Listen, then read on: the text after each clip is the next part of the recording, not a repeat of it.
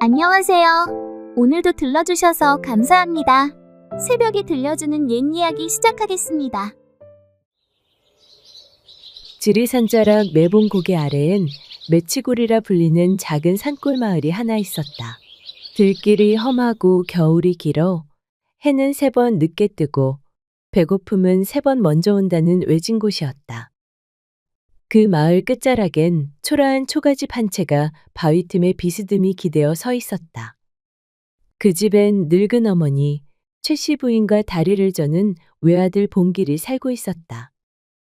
봉길은 어려서 앓은 열병 탓에 왼쪽 다리에 힘이 없었고 곧은 발걸음을 가져본 적이 없었다.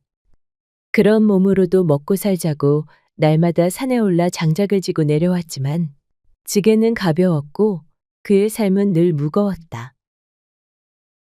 최씨 부인 또한 병든 몸을 이끌고 새벽이면 들로 나갔다. 봄이면 나물 캐고 여름엔 버들잎을 따고 가을엔 도토리를 주워왔다. 허나 눈 덮인 겨울엔 남는 건 발자국뿐, 손에는 아무것도 들린 게 없었다. 끓일 것도 지을 것도 마땅치 않아 배를 곪는 날이 더 많았다. 어머니, 오늘은 뭐 좀 드셨습니까?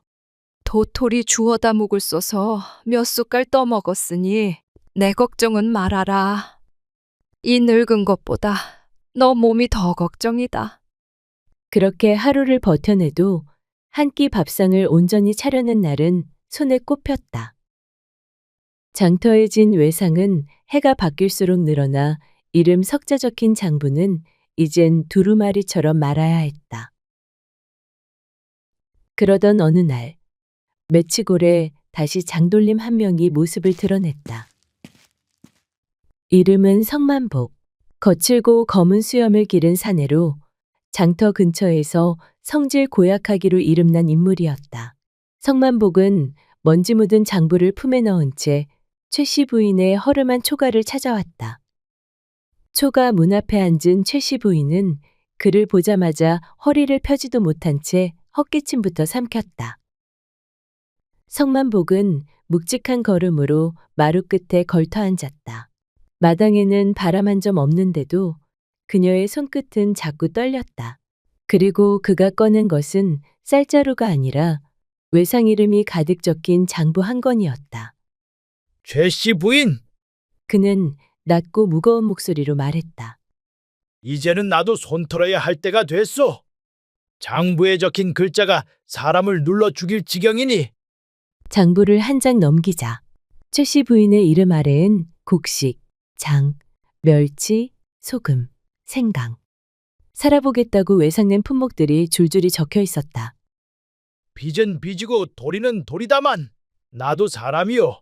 이만큼 봐줬으면 이젠 갚을 때도 되지 않았소? 성만복은 장부를 툭 덮으며 입꼬리를 삐죽 올렸다. 그는 잠시 말을 멈추고 장부를 슬쩍 어루만졌다. 손끝에서 느껴지는 묵은 종이의 질감이 마치 사람 목줄이라도 되는 것 마냥 뻣뻣하고 무거웠다. 성만복은 고개를 숙이며 서 있는 최씨 부인을 올려다보며 말했다. 최씨 집이 외상 갚기 힘든 형편이란 걸 내가 왜 모르겠어? 그래서 말인데 이 많은 외상 없던 셈으로 돌릴 수 있는 방도가 하나 있긴 있소만. 최씨 부인은 두 눈을 크게 떴다. 허나 그 제안은 기대라기보다 불길한 예감에 가까웠다. 무슨 방법이요? 그녀가 묻자 성만복은 입꼬리를 다시 한번 말아올리며 말했다. 내게 딸이 하나 있어. 근데 그 아이가 정신이 좀 왔다 갔다 하고 말귀도 잘 못 알아듣지. 어디다 내놓기도 민망한 계집인데 나이는 잘 대로 작고 그렇다고 평생 집안에 묶어둘 수는 없는 노릇이잖소. 그는 장부를 품에 넣으며 목소리를 낮추었다. 모자라긴 해도 심성은 착한 아이요. 그 아이를 며느리로 받아준다면 이 장부는 여기서 끝내드리리다. 최씨 부인은 입술을 꾹 다물었다. 장부를 툭툭 흔들어대며 말을 이어가는 그 모습은 듣는 사람 가슴을 짓누르는 듯 했다. 정신이 오락가락하는 모자란 딸을 이 집에 들이겠다는 말은 누가 들어도 곤란한 짐을 억지로 안겨주려는 소리였다. 아니, 그래도 어떻게 사람을 빚값 대신 드리란 말이오. 그녀의 말에 성만복은 삐죽 웃으며 대답했다. 사람은 사람이지요. 허나 그게 멀쩡한 계집이었으면 내 어찌 빚이랑 맞바꾸자고 말이나 꺼냈겠소. 계집의 하나요. 그저 주는 겁니다. 만약 정 내키지 않는다면 이 외상장부 관아에 넘기지요. 현감 어르신 손에 가면 당신 아들은 매 맞고 당신은 종살이로 나갈 팔자일 텐데. 길고 무거운 침묵이 이어졌다. 그녀는 끝내 아무 말도 못한 채 고개만 끄덕이고 말았다. 그제야 성만복은 장부를 품에 넣고 일어났다. 그럼 내 그리 알고 가겠소. 그 아이를 잘 부탁하오. 성만복이 돌아간 지 얼마 지나지 않아 봉길이 지게를 내려놓고 집으로 들어섰다. 어머니, 저 왔습니다. 최씨 부인은 무어라 대답도 못하고 봉길 주변을 서성거리기만 했다. 아들에게 모자란 계집아이를 네 처로 드려야겠다는 말을 차마 꺼낼 수가 없었다. 봉길이 눈치를 채고 다가왔다. 어머니, 무슨 일 있으신 거요? 그제야 최씨 부인이 조심스레 입을 열었다. 사실은 말이다. 좀 전에 성만복이 다녀갔다. 외상값을 못 갚으면 관아에 일러 바치겠다더라. 그런디 그자가 자기 딸 하나를 우리 집에 들이면 외상을 없던 걸로 하겠다는구나. 봉길은 눈이 커졌다. 예? 그게 무슨 말씀이세요? 갑자기 그 사람 딸을 들이다니. 최씨 부인의 눈가가 붉어졌다. 그 아이가 정신이 조금 모자란단다. 말귀도 제대로 못 알아듣고 세상 물정도 모른단다. 그런 아이를 네 처로 들이는 게 내가 어찌 속이 편하겠니? 잠시 말이 끊겼다. 방 안은 나뭇가지 부딪히는 소리만 들렸다. 봉길은 조용히 고개를 숙였다. 그리고 한참을 그렇게 있다가 천천히 입을 열었다. 어머니, 저는 괜찮습니다. 이렇게 가난한 집에다 다리까지 불편한 저한테 어느 누가 시집을 오려고 하겠습니까? 그런 처자라도 저한테 시집 오겠다는 것만 해도 그저 고마운 거지요. 그 말에 최씨 부인은 고개를 돌렸다. 그녀의 눈가에 작은 물방울이 맺히고 있었다. 해가 산마루 너머로 기울 무렵 맺히골 끝자락 초가 앞에 먼 길을 걸어온 낯선 소녀가 모습을 드러냈다. 들꽃이 흐드러진 고갯길. 그 아래서 복수는 맨발로 서 있었다. 저고리는 헤어졌고 머리는 반쯤 풀린 채 두 손에는 어디서 꺾어왔는지 모를 들국화 몇 송이를 꼭 쥐고 있었다. 해가 질 무렵 들판에서 놀다 돌아온 아이처럼 해맑은 웃음을 머금고 있었다. 최씨 부인은 그 모습을 보고도 한동안 아무 말도 하지 못했다. 초가집 앞에 선 복수는 최씨 부인을 보더니 느릿하게 고개를 숙였다. 저 왔어요. 우라부지가 여기로 가래서. 한참을 걸어온 듯 지친 기색이 역력한 아이가 마당 끝에 모습을 드러냈다. 걸음은 느렸고 말투는 어눌했으며 눈빛은 자꾸만 허공을 헤맸다. 누가 봐도 세상살이에 익숙한 아이는 아니었다. 아버지가 가라 해서 여길 왔단 말이냐? 최씨 부인이 조심스레 묻자 복수는 고개를 빳빳이 들었다. 여그가 내 시집이라 해서요. 그녀는 두 손에 들고 온 들꽃을 최씨 부인 앞에 조심스레 내밀었다. 말없이 받아든 최씨 부인은 왜인지 그 들꽃을 놓지 못하고 한참을 바라보았다. 참말로 이상한 계집이었다. 어딘지 모르게 빠져있고 어딘가 모르게 허술하며 누가 봐도 모자라 더 눈에 밟히는 아이였다. 이게 내 며느리란 말이냐? 최씨 부인은 마른 입술을 닫고 속으로 중얼거렸다. 한숨인지 체념인지 모를 긴 숨이 목을 타고 흘러내렸다. 복순이 마당 끝에 서 있을 무렵 문 안쪽에서 인기척이 들렸다. 방문이 열리고 아들 본길이 무릎을 짚으며 절뚝이는 걸음으로 걸어 나왔다. 그는 마당 한복판에 서 있는 복순을 보고 잠시 멈칫했다. 복순은 고개를 들고 지붕 쪽을 보며 싱긋 웃더니 말했다. 참새랑 같이 나왔다. 본길은 무슨 말인가 싶어 고개를 들었다. 방금 전 처마 끝에서 참새 한 마리가 활활 날아가는 게 보였다. 복순이 손가락으로 지붕을 가리키며 말했다. 참새가 먼저 푸드득 날고 그 다음에 오라버니가 나오시길래요. 우리 할매가 그러던디 그런 날은 복이 들어온대요. 오라버니가 지 신랑 맞쥬? 저 시집 참말로 잘 온 것 같구먼요. 본길은 말없이 그녀를 바라보다가 천천히 고개를 돌렸다. 무어라 대꾸하고 싶었으나 도무지 어떤 말부터 꺼내야 할지 몰랐다. 복순이 멋쩍게 웃으며 다가왔다. 저는 복순이에요. 외상값 갚으러 왔어요. 그리고 눈을 동그랗게 뜨고 속삭이듯 덧붙였다. 울 아버지가 그러셨거든요. 우리 집이 외상을 많이 지어서 내가 여기 와야 빚이 사라진다고. 그 말에 본길은 처음으로 그녀의 얼굴을 찬찬히 바라보았다. 자신의 아버지가 자기를 버린 사실을 모른 채 천진난만하게 웃고 있는 복순이 애처로워 보였다. 본길은 자연스레 신발도 신지 않은 복순의 발에 시선이 갔다. 발 안 아프오? 예? 발이요? 복순은 눈을 껌뻑이며 자신의 발을 내려다보았다. 맨발로 저 고갯길을 넘었잖소. 흙이 거칠고 돌이 많아 발이 까졌을 터인데 안 아프냐고 물었소. 복순은 그 말을 듣고 머리를 긁적였다. 복순의 발은 여기저기 흙대가 묻었고 군데군데 긁힌 자국도 있었다. 그러더니 조용히 말했다. 몰랐어요. 여기까지 오는 동안엔 그냥 걷다 보니 아픈 줄도 몰랐네요. 그 말에 본길은 아무 말도 하지 않았다. 그는 조용히 복순을 마루에 앉혔다. 부엌에서 데운 물과 수건을 들고 나와 말없이 한 손으로 복순의 발을 잡았다.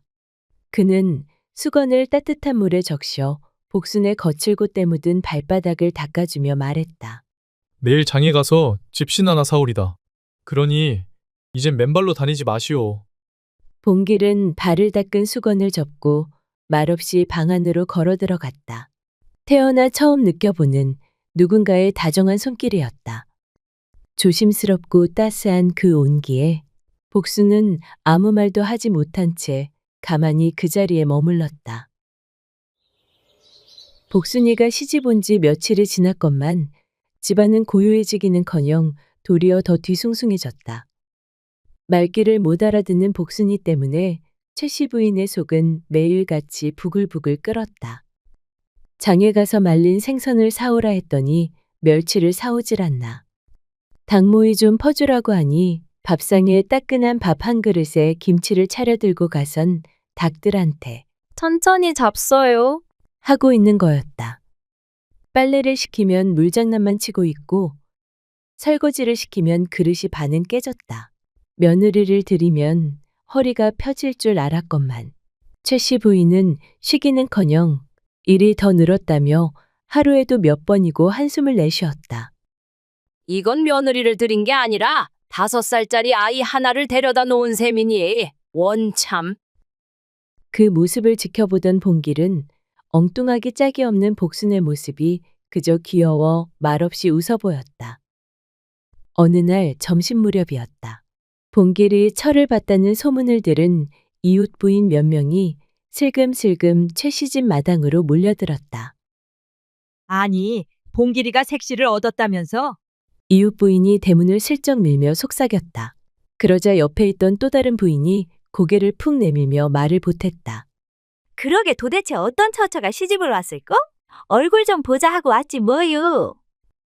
마당에서 빨래를 걷고 있던 시어머니는 부인들이 마당에 들어오는 걸 보고는 얼굴이 하얘졌다.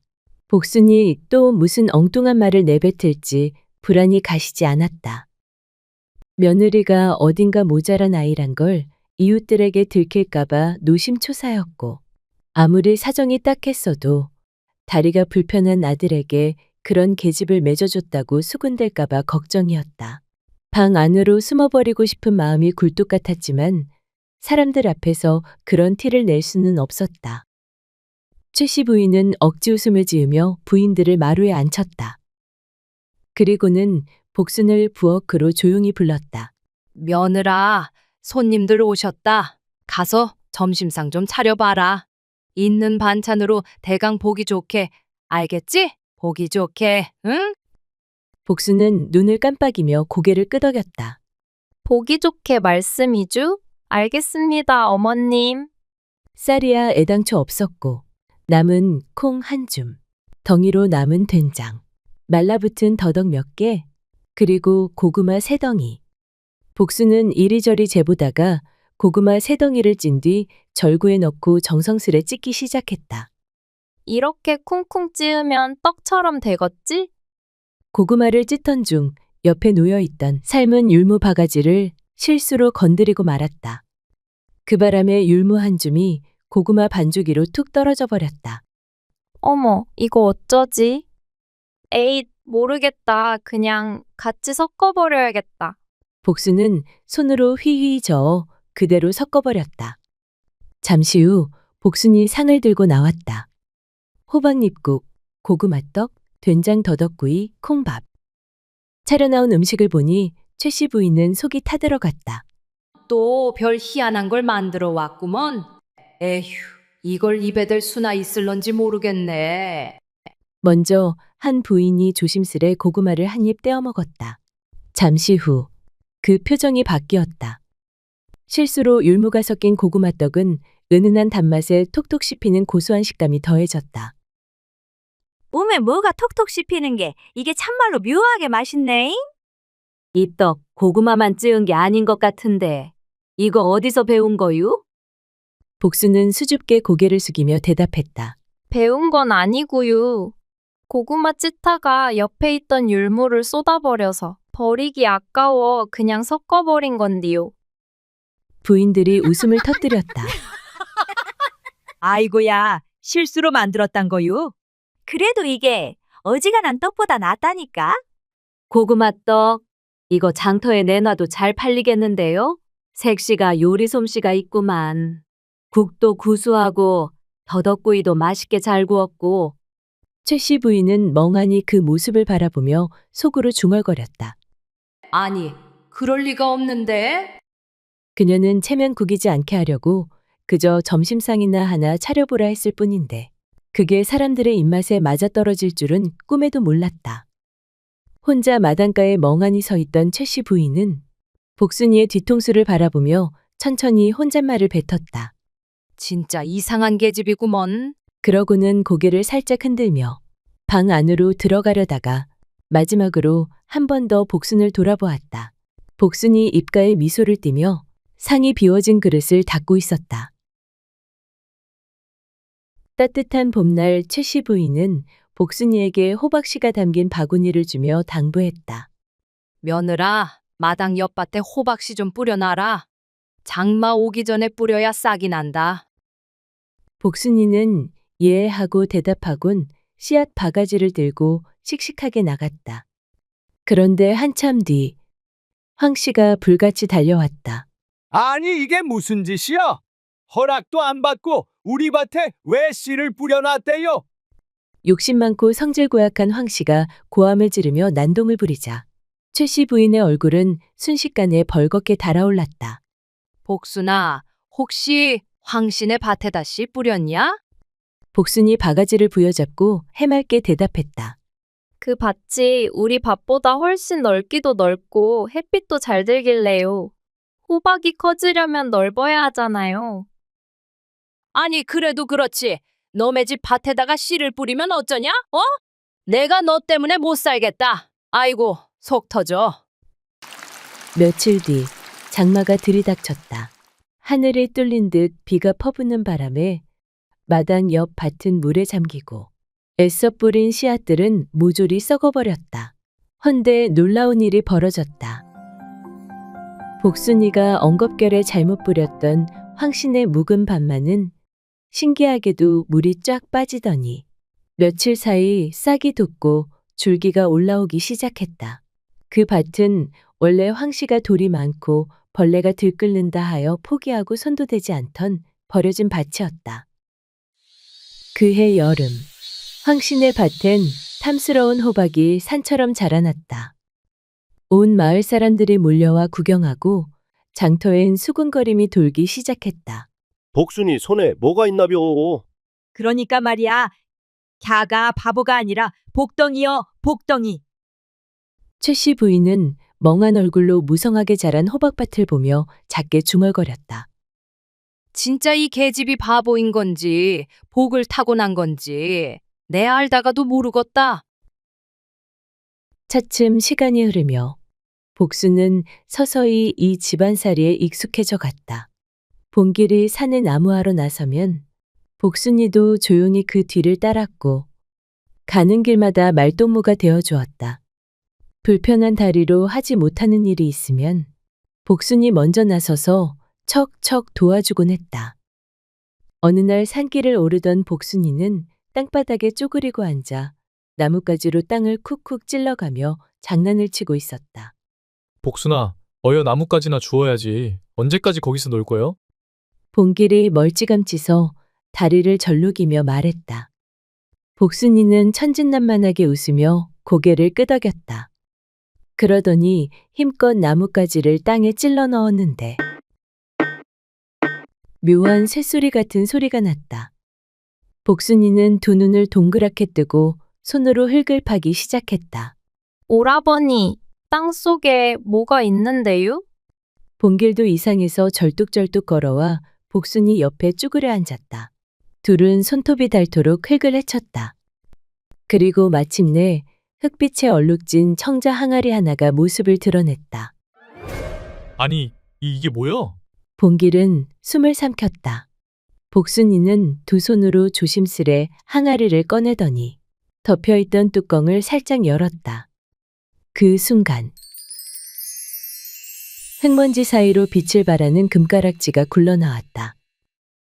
복순이는 금가락지를 손에 끼고 봉길을 올려다보며 활짝 웃었다. 오라버니, 나 금반지 생겼슈. 그럼 우리 이제 부자 되는 거예요? 봉길은 그런 복순이를 멍하니 바라보다가 풋 하고 웃음을 터뜨렸다. 복순이는 금가락지를 손에 꼭 끼고 봉길은 흙이 잔뜩 묻은 청자 항아리를 조심스레 들고 산길을 내려왔다. 터덜터덜 마당을 들어서자 마침 장독대 앞에서 장을 뒤적이던 시어머니가 두 사람을 보고 말했다. 아니, 너희는 어디서 흙투성이가 돼서 오누? 시어머니는 눈을 가늘게 뜨며 다가왔고 복순이는 손에 낀 금가락지를 보여주었다. 어머님, 저기 산에서 땅을 파다가 이걸 찾았어요. 봉길도 청자 항아리를 조심스레 내려놓았다. 항아리 속에는 흙먼지에 덮인 엽전과 금가락지 몇 개가 반짝였다. 시어머니는 눈을 동그랗게 뜨곤 두 손으로 입을 틀어막았다. 아니, 이게 대체 어디서 난 게냐? 땅 속에서요. 나뭇가지로 장난치다가 지가 찾았어요. 복순이는 수줍게 웃으며 말했다. 한참을 입을 다물지 못하던 시어머니는 이내 복순이의 두 손을 덥석 붙잡았다. 이쁜 우리 며느리 복순아. 아이고, 우리 집에 복덩이가 들어왔구나. 최씨 부인은 금반지를 끼고 마당에서 덩실덩실 춤을 추는 복순이를 바라보며 미소를 머금었다. 그때 봉길이 조용히 옆으로 다가와 낮은 목소리로 말했다. 엄니, 복순이 가만히 보면 모자란 게 아닌 것 같아요. 지가 장가를 잘 갔구만요. 그주? 봉길이 수줍게 웃으며 말했다. 최씨 부인은 고개를 돌려 봉길을 바라보았다. 그 얼굴엔 복순이에 대한 말 못할 고마움이 고스란히 서려 있었다. 잠시 침묵이 흐른 뒤 최씨 부인은 빙긋이 웃으며 혼잣말처럼 중얼거렸다. 허허, 내가 복덩이를 발로 걷어 찰 뻔했구먼. 따사로운 봄 햇살이 골목을 감싸 안았다. 복순이의 해맑은 웃음소리가 마을 끝까지 퍼져나갔다.